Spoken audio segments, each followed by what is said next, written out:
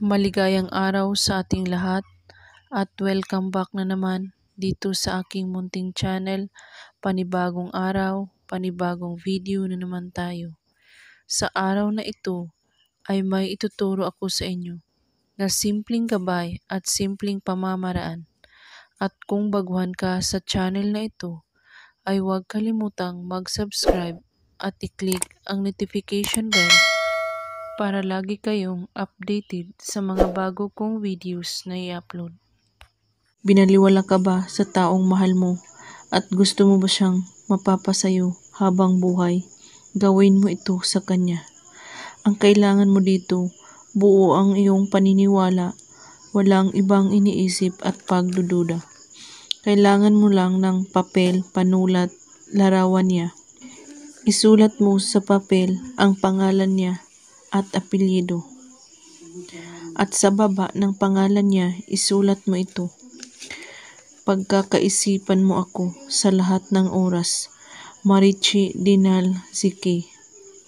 At pagkatapos mong maisulat, kunin mo ang larawan niya at hawakan ito at iisipin mo siyang mabuti at banggitin ito.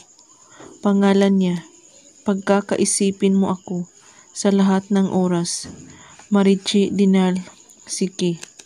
3 times ito ulit-ulitin sa pagbigkas.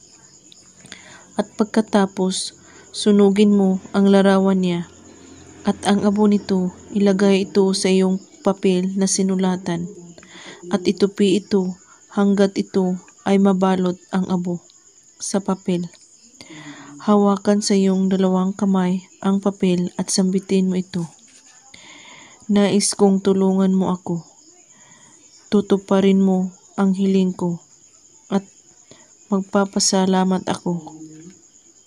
At pagkatapos, halikan ang papel at itago ito sa damitan. At kapag magpaparamdam na siya sa iyo o mangyayari na, kunin mo ang papel at sunugin mo ito at hindi ka na niya titigilan. Gawin ito kahit anong oras at araw, basta't buo ang inyong paniniwala sa paggawa at walang ibang iniisip at pagdududa. At kung may katanungan po kayo ay magko-comment lang po sa baba. Maraming salamat sa panonood. May God bless us all.